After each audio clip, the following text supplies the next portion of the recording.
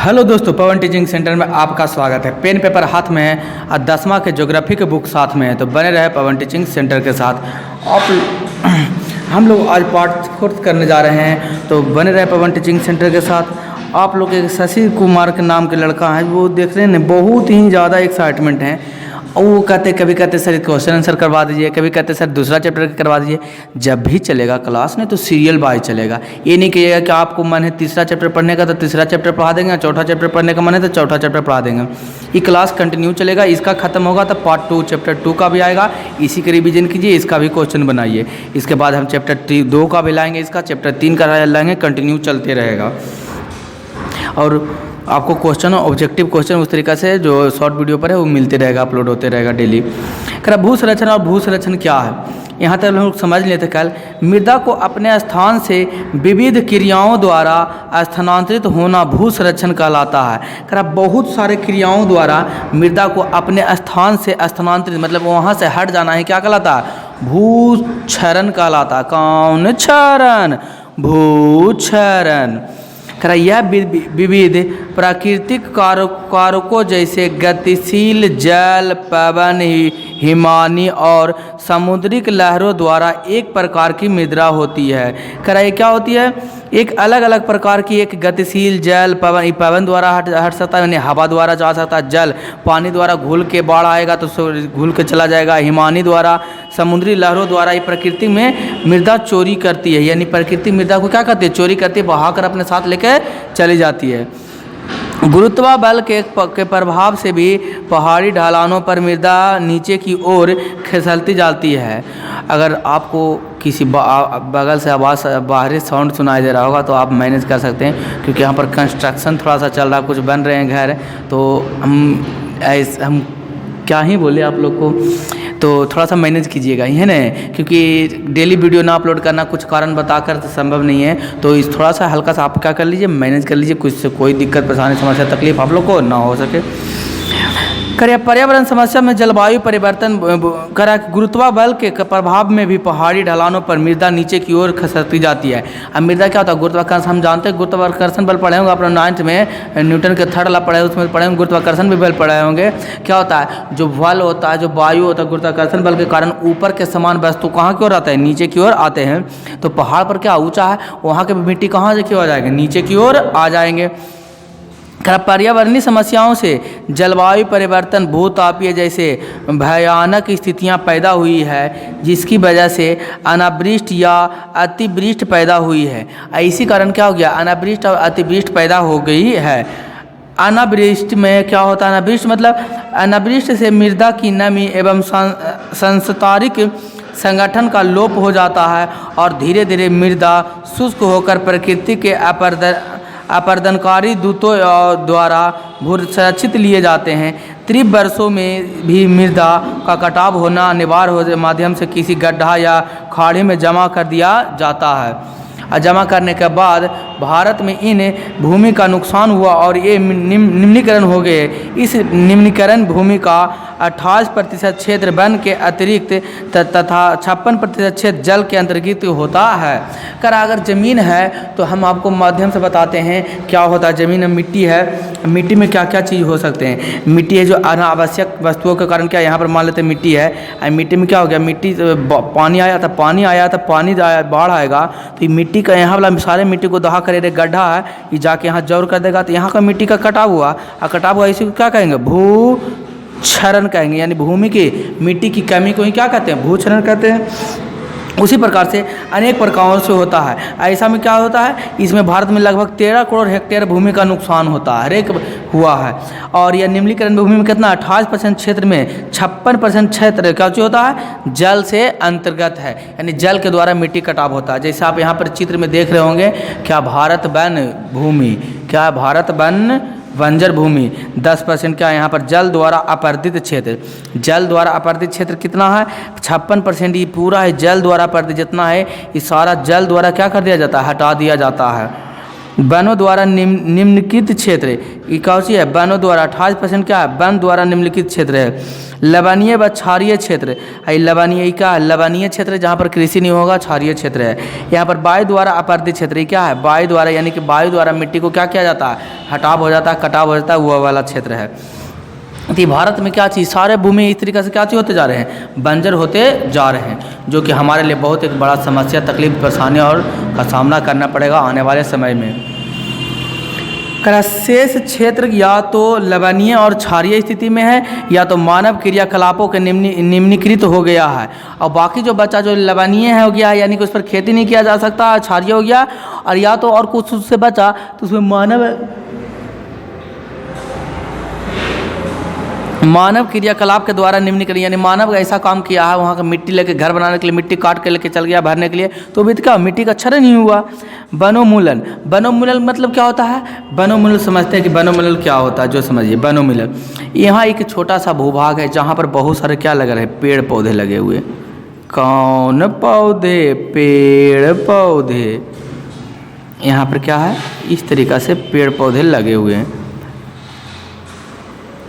यहाँ से पेड़ पौधे हैं। तो अब ये वनोन्मूलन क्या होगा? ये बहुत सारे यहाँ पर हमको पेड़ दिखाई दे रहे होंगे, आपको भी दिखाई क्या क्या रहे हैं? दे रहे हैं। इस सभी पेड़ को कम समय में जल्दी जल्दी काट कर यहाँ से क्या कर दिया जाए? हटाया जाए, यानी कि अब एक ही 2 महीना में, साल भर में काट के यहाँ से क्या कर दिया जाए? खत्म कर दिया जाए। पूरा जंगल था और साल भर में पूरा जंगल को साफ कर दिया जाए काट उठ के, तो ये क्या कहलाएगा? वनोन्मूलन। यानी वन का, यानी पेड़ पौधे के तेजी से कटाव को ही क्या कहते हैं? वनोन्मूलन कहा जाता है। तकरा अति पशुचारण, खनन, रासायनिक या अत्यधिक उपयोगी जैसे मानवीय क्रियाओं में भूमि निम्नीकरण के महत्वपूर्ण भूमिका निभाते हैं। इस सभी कामों में, सभी चीज़ों में क्या चाहिए? भूमि का निम्नीकरण होते जा रहा है, जमीन का खत्म होते जा रहा है। जमीन पहले ऐसा नहीं रहा। खनन के उपरांत उस स्थान को खाइयों एवं मलबों के साथ खुला छोड़ दिया जाता है।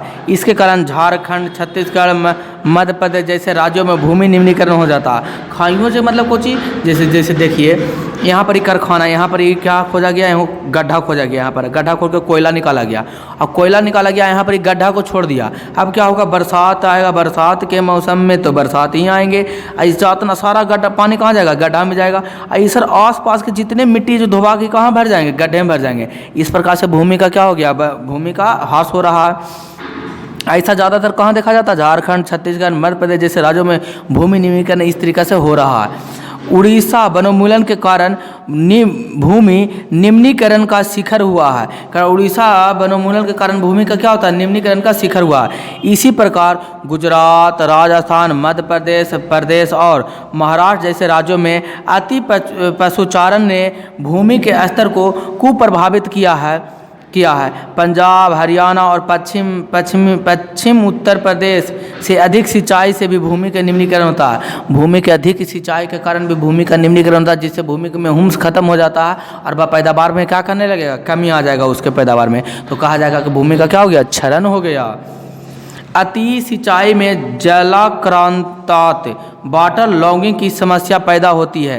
अगर ज़्यादा सिंचाई कीजिएगा खेत को तो ज़्यादा परेशानी, दिक्कत, समस्या, तकलीफ भी हो जाएगा, जिसको मृदा में लवणीय और क्षारीय गुण बढ़ जाते हैं। ज़्यादा खेत को पटाने से उसके लवणीय और क्षारीय गुण क्या हो जाएंगे? बढ़ जाएंगे, जो भूमि के निम्नीकरण के लिए उत्तरदायित्व होते हैं।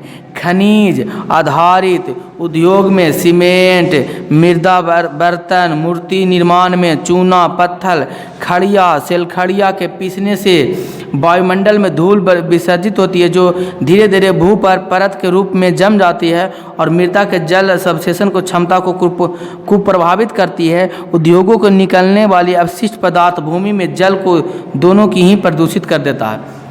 देखिएगा, समझेगा, कुछ हो गया। यहाँ पर मान लेते क्या है? ज़मीन है। बोल सर ये आपका ज़मीन ऐसे ही आयते कार कैसा रहेगा? समझाने के लिए बता रहे हैं। यहाँ पर कारखाना खुला हुआ, क्या खुला हुआ? कारखाना। एक कारखाना से धुआं निकला, सीमेंट के है तो धूरी निकला, गद्दर निकला, सब ये जाकर क्या होगा? भूमि पर जाकर जब हवा मिलेगा, तो हवा में आसपास के बगल के जितने ज़मीनें सभी पर के जाके क्या हो जाएगा? बैठ जाएंगे। इसका मतलब क्या हो जाएंगे? छांदित हो जाएंगे। और जब ये बैठ के छांदित हो जाएंगे, इसमें रह जाएगा बहुत सारे ज़मीन, तो होगा क्या? जब यहाँ पर रहेगा तो हो जाएगा यह, क्या हो जाएगा? जब यह ज़मीन रहेगा इस तरीक़ा से, तो इसमें होगा यह की होगा यह होगा कि इसमें प्रदूषित मृदा प्रदूषण, कौन प्रदूषण? मृदा प्रदूषण हो जाएगा। इसमें जल शोधन की क्षमता क्या हो जाएगा? बढ़ जाएगा, जिससे ज़्यादा पटाना सिंचाई करना पड़ेगा। और ये जो सिंचाई करेंगे तो सिंचाई करने के बाद जो ये धूल गद्दड़ है पानी में घुल के ये ज़मीन के अंदर चले जाएगा, जिससे लवणीय मिट्टी का निर्माण हो जाएगा, जिससे मिट्टी का गुणवत्ता कम जाएगा और पैदावार क्या होगा? कम होगा। करा यह अकाटक सत्य है, ये करा एकदम पूर्ण रूप से यह सत्य है कि मानव के 95% से भी अधिक आवश्यकताओं की पूर्ति भी भूमि द्वारा होती है। एकदम कटुर सत्य है, यानी कि 100% सत्य है कि मानव के जितने भी चीज़ की है ज़रूरत की चीज़ है वो 95% से भी अधिक चीज़ की आवश्यकता को जिस होती है भूमि से ही होती है। जीवन की उत्पत्ति एवं विकास के लिए अनुकूल परिस्थितियों मृदा से सुलभ होते हैं। यही हमारे पूर्वजों ने भी इस भूमि का उपयोग इस संदर्भ में किए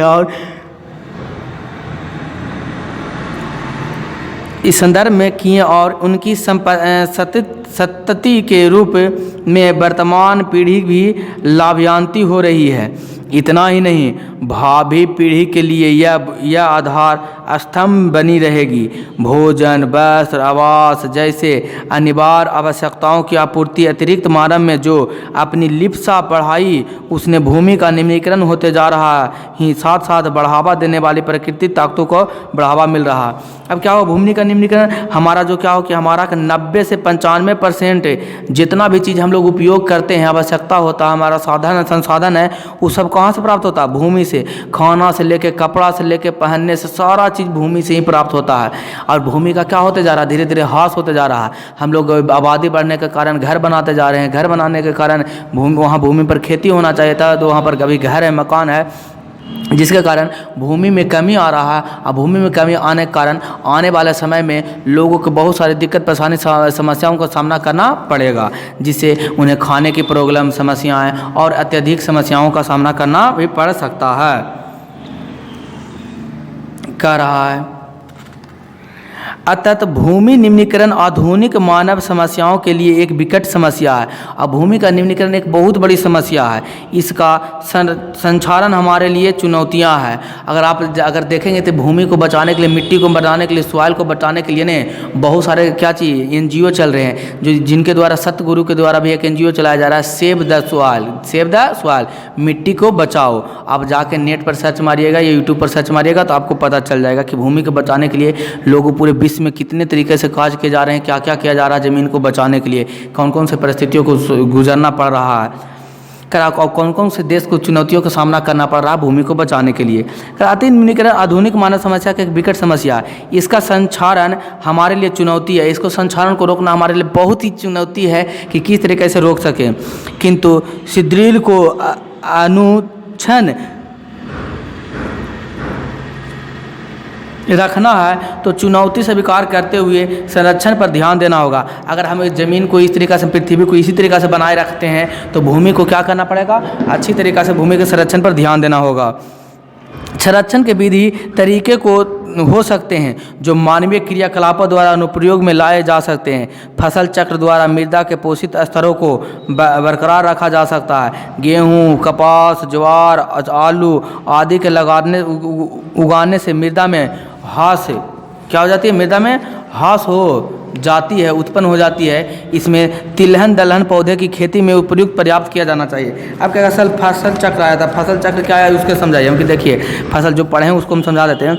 ये खेत है और एक ही प्रकार के हम लोग क्या करते हैं इसमें खेती कर रहे हैं, एक ही फसल का खेती कर रहे हैं बार बार कंटिन्यू। आलू, जैसे मुख्तलिफ आलू किसका खेती होता है? आलू का होता है, गेहूँ का होता है, चावल का होता है और मक्का का होता है। आई कंटिन्यू हर एक साल इतना ही होते रहता है खेती, जिससे खेत में हुम्स कम जाता है। और हुम्स का क्या कहता है? हुम्स का काम ही है पैदावार को बढ़ाना, जिससे खेत की मिट्टी का पैदावार कम हो जाता है, जिससे फसल क्या कम होते हैं। अब करना क्या चाहिए, फसल चक्र मतलब ये होना चाहिए 2 फसलों के बीच एक दलहन फसल लगाना चाहिए, जिससे उसमें दलहन फसल में के जड़ों में पाए जाते हैं ऐसे अणु पाए जाते हैं जो वायुमंडल के से नाइट्रोजन को अवशोषित करके क्या चीज़ मिट्टी में वो मिला देता है, जिससे हुम्स का निर्माण होता है। और हुम्स का निर्माण होगा तो क्या चीज़ होगा, पैदावार बढ़ेगा। इसलिए कहा जा रहा है कि 2 फसल चक्रण किया जाना चाहिए। 2 फसलों के बीच में कौन सा फसल लगाना चाहिए, दलहन फसल लगाना चाहिए। इसमें नाइट्रोजन का स्थिरीकरण होता है। पहाड़ी क्षेत्र में समोच्च जुताई द्वारा मृदा अपरदन को रोका जा सकता है। अब पहाड़ी क्षेत्र में समोच्च जुताई जो किया जाता है उस सब जुताई को रोककर मृदा अपरदन को क्या किया जा सकता है, रोका जा सकता है। मृदा की सतत गुणवत्ता बनी रहे इसके लिए वर्षा जल का संचय, भूपृष्ठ जल का संरक्षण, भूमिगत जल की पुनर्वृत्ति का प्रबंध आवश्यक है। आधुनिक सिंचाई प्रतिबंधों को अपनाकर मृदा एवं जल दोनों को संरक्षित किया जा सकता है। पवन अपरदन वाले क्षेत्र में मिट्टी कृषि स्ट्रीम फार्मिंग श्रेयकर जो फसलों के बीच घास का पट्टीदार विकसित करने पर आधारित है। अब मान लीजिए क्या हुआ, जहाँ पवन द्वारा नाम भी है चैनल का, पवन टीचिंग सेंटर PTC। तो पवन मंडल हवा होता है। हवा द्वारा जब मान लीजिए यहाँ पर मिट्टी है, खेत है, पहाड़ी खेत है, और यहाँ पर छोटे धूरी हैं जो हवा चलता होगा, देखते होंगे नहीं, हवा चलता होगा, धूरी वाला हवा गर्मी के मौसम चलता है, धूरी उड़िया के चलता होगा।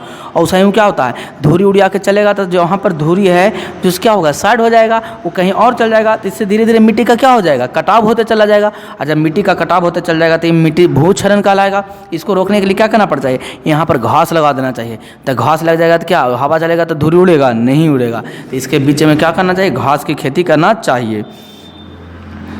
रासायनिक का उचित उपयोग करना चाहिए, मृदा का संरक्षण किया जा सकता है। और रासायनिक का उचित उपयोग ही नहीं कि मार बोड़ा का बोड़ा खाद, यूरिया, पोटास और फास्फोरस दिले है, जिससे मिट्टी का क्या हो जाएगा, गुणवत्ता खराब हो जाएगा। रासायनिक के सतत उपयोग में यानी कि रासायनिक का कंटिन्यू प्रयोग करते रहने में मृदा को पोषण तत्व में कमी आ जाता है। मृदा के पोषण तत्व में मृदा ज़्यादा उपजा नहीं सकता है, बार बार एक ही प्रकार के खाद दिया जाता रहेगा। तो ये पोषक तत्व जल, वायु, केंचुआ एवं अन्य सूक्ष्म जीवों हो सकते हैं। अब ये पोषण तत्व कुछ होगा, जल है और क्या है, वायु है, केंचुआ है। केंचुआ को तो क्या कहा जाता है, कृषि का मित्र, किसानों का मित्र किसे कहा जाता है, केंचुआ का। किसानों का मित्र किसे कहा जाता है, केंचुआ का। ये सब क्या हो जाएगा, मर जाएंगे रासायनिक खाद्य पदार्थ से, जिससे मिट्टी के तत्वों का गुणवत्ता कम जाएगा और फसल क्या होने लगेगा, कम होने लगेगा। एंडीन नाम का रसायन मेढक प्रजातियों पर रोक लगा देता है। ध्यान देने योग्य बात, क्वेश्चन पूछता है एंडीन नाम का रसायन मेढक को प्रजनन से रोकता है। क्वेश्चन पूछेगा मेढक के प्रजनन से कौन रोकता है, एंडील नामक रसायन तत्व खत्म हो जाएगा तो मेढक क्या हो जाएगा, बह जाएगा। ऐसा ही तो देखते हैं गर्मी के मौसम में इतना मेढक भरा रहता है कि घर में कभी खाना खा रहे हैं ग्रामीण इलाका में तो कभी कभी थाली प्लेट में भी क्या हो जाता है, चला जाता है मेढक। यानी कि अगर एंड्रिल की कमी होगा तो क्या मेढक की गुणवत्ता बढ़ जाएगा, यानी मेढक ज़्यादा हो जाएगा। एंड्रिल की कमी नहीं कम रहेगा तो मेढक क्या हो जाएगा, कम रहता है। यानी कि एंड्रिल ज़्यादा रहेगा तो मेढक कम रहेगा, एंड्रिल कम जाएगा तो मेढक का पैदावार बढ़ जाएगा। यानी मेढक मतलब कोची, किसको कहते हैं मेढक मतलब जी, मेढक मतलब नहीं समझता है। ओह माय गॉड, नीचे कमेंट बॉक्स में लिख के हमको बताया मेढक मतलब क्या होता है। अरे बेंग बोलते हैं ना, उसी को मेढक कहते हैं हिंदी में। फलता कीटों की संख्या में वृद्धि हो जाएगा। अब देखिए उसका उल्टा हो जाएगा। मान लीजिए एंड्रिल नमक खत्म हो गया तो यहाँ पर मेढक कम गया। अब मेढक कम गया तो मेढक का काम क्या है, कीट को खाना। अब मेढक कम गया तो कीट बढ़ जाएगा, और कीट बढ़ जाएगा तो कीट मनुष्य को भी परेशान करेगा, जितना भी फसल है सब फसल को क्या कर जाएगा, खा जाएगा। इसलिए मेढक के होना अब क्या आवश्यक है। मेढक क्या करता है, सिर्फ कीट को तो खाता है। तो जो इसको खेती हो रहा है उसमें मेढक अगर कम रहेगा तो क्या करेगा, सभी कीट पतंगों को नहीं खा पाएगा, जिससे कीट पतंग बढ़ जाएंगे और सभी फसलों को बर्बाद कर देगा। कीटों की संख्या बढ़ जाएगी। अतः रसायन की जगह पर प्राकृतिक खाद का प्रयोग किया जाना चाहिए। रासायनिक उर्वरकों की जगह जैविक खाद का प्रयोग मृदा के संरक्षण में सहायता है। संभवतः तो जैविक कीटनाशक का प्रयोग किया जाए जिससे फसल की सुरक्षा के साथ साथ संख्या सीमित हो जाए। अब फसल की सुरक्षा किया जाए, इस तरीक़े से फसल की सुरक्षा करने के साथ फसल की क्या होना, सुरक्षा किया जा सकता है। इस तरीक़े से मेढक खाद को कम देकर, खाद को सिंचाई कम कर, भूमि का संरक्षण कम कर इस सभी परेशानी, प्रॉब्लम, समस्या, तकलीफ से बचा जा सकता है। कहता वृक्षारोपण मृदा संरक्षण की सबसे बड़ी शर्त है। मृदा संरक्षण करना चाहते हैं तो सबसे पहले वृक्षारोपण कीजिए। वृक्षारोपण मतलब कुछ वृक्ष को लगाइए। अपने आप बीज का काम क्या है, बीज का जड़ी को देखते हुए जहाँ पर बाढ़ आ रहा है, मान लो कि यहाँ पर नदी है नदी जैसा जा रहा है, यहाँ पर क्या है, पेड़ है, और पेड़ है तो इतना मिट्टी, इसके जड़ मिट्टी को पकड़े रहेगा नहीं कि कितना ही बढ़िया से बाढ़ आ जाएगा तो मिट्टी को यहाँ से काट नहीं सकता है। तो क्या मिट्टी नहीं कटाव हुआ, जब बाढ़ आ गया, पानी आ गया, उसके बाद भी मिट्टी कटाव नहीं हुआ, तो भू संरक्षण होने से बचा कि नहीं बचा, तो बचा। तो यहाँ जमीन को मिट्टी का बचाव हो गया। इसलिए कहा जाता है कि भू संरक्षण को रोकने के लिए सबसे पहले क्या चीज़ की जरूरत है, संरक्षण को रोकने के लिए वृक्षारोपण आवश्यक है, जिसमें मृदा संरक्षण को बाधा पहुंचाती है और इसमें प्रतियों को प्राप्त हुम से मृदा की गुणवत्ता को बढ़ाने में सहायक होती है। उपयुक्त उपप्रक्रम द्वारा मृदा संरक्षण का कार्य किया जा रहा है। और मृदा संरक्षण के लिए क्या चाहिए, प्रक्रम और उपप्रक्रम द्वारा किया जा रहा है। दोस्तों अब हुआ यहीं पर ओम तरफ क्या जमा सुगंधि पुष्टि बदनाम उर्वर रुकनी बदनाथ मृदो मोचित मामला चैप्टर पहला के क्या महाराज की स्वाहा। अब हम लोग देख लेते हैं कुछ क्वेश्चन है, यहाँ पर 4-5 क्वेश्चन है, चारों पांचों क्वेश्चन को जल्दी जल्दी बना लेते हैं। कह रहा पंजाब में भूमि निम्नीकरण का क्या कारण है, तो पंजाब में भूमि निम्नीकरण का क्या कारण है, वनोन्मूलन, गहन खेती, अति पशुचारण, अधिक सिंचाई। तो पंजाब में भूमि निम्नीकरण का उपयोग क्या है, मुख्य कारण वनोन्मूलन है। वनोन्मूलन का पेड़ की कटाई, अधिक कटाई ही वनोन्मूलन कहलाता है। सोपान कृषि किस राज्य में प्रचलित है, तो सोपान कृषि हरियाणा, पंजाब, ऑप्शन नंबर 1 में हरियाणा, 2 में पंजाब, तीसरा में बिहार का मैदानी क्षेत्र, चौथा में उत्तराखंड। तो सोपानी कृषि कहाँ स्थित है, बिहार के मैदानी क्षेत्र में स्थित है। कौन कृषि, सोपानी कृषि। कौन थलीय, मरुस्थलीय। मरुस्थलीय मृदा का विस्तार निम्न में से कहाँ है, मरुस्थलीय मृदा का विकास निम्न में से कहाँ है, उत्तर प्रदेश, राजस्थान, कर्नाटक, महाराष्ट्र। तो ये तो कोई भी बच्चे वो टिक मार देगा क्योंकि कौन है, मरुस्थलीय मृदा का विस्तार कहाँ है, राजस्थान में है। मेढक की प्रजनन को नष्ट करने वाला रसायन कौन है, मेढक के प्रजनन को नष्ट करने वाला रसायन कौन है, बेंजीन, ऑप्शन नंबर 2 में यूरिया, ऑप्शन नंबर सी में एंड्रियल, ऑप्शन नंबर डी में फास्फोरल। इसका कौन सा रसायन है, एंड्रियल। तो ऑप्शन नंबर क्या हो जाएगा, सी हो जाएगा। काली मृदा का दूसरा नाम क्या है, तो काली मृदा का दूसरा नाम क्या है, तो काली मृदा का दूसरा नाम पहला ऑप्शन है बुलई मृदा, दूसरा रेगुनी मृदा, तीसरा लाल मृदा, चौथा पर्वतीय मृदा। तो लाल पर्वतीय तो होगा नहीं, बुलई नहीं तो क्या होगा, रेगुनी होगा। तो काली मृदा के और किस नाम से जाना जाता है, रेगुर मृदा के नाम से जाना जाता है। ये हमें आपको पार्ट 2 में शायद लगता है पढ़ाए भी हैं। दोस्तों अगर आपको वीडियो अच्छा लगा तो लाइक और शेयर और सब्सक्राइब करना ना भूलें, अपने दोस्तों के साथ ज़्यादा से ज़्यादा शेयर करें। अगर आप यहाँ पर अच्छा लगा हो तो शेयर करें, और इसका लघु उत्तरीय प्रश्न जो दिया हुआ, आप लघु उत्तरीय प्रश्न इसका भी और क्या कर सकते हैं, इसका लघु उत्तरीय और दीर्घ उत्तरीय आप क्या कर लीजिए, बना लीजिए। तो बने रहें पवन टीचिंग सेंटर के साथ, पढ़ते रहिए, आगे बढ़ते रहें। मैं अंत में आपको यही कहूँगा, छोटे को प्यार करें, बड़े को सम्मान करें, अपना व्यक्तित्व इस तरीके से कायम रखें कि आपके साथ रह रही स्त्री भी सुरक्षित महसूस कर सके। तो अंत तक आपका वीडियो देखने के लिए धन्यवाद।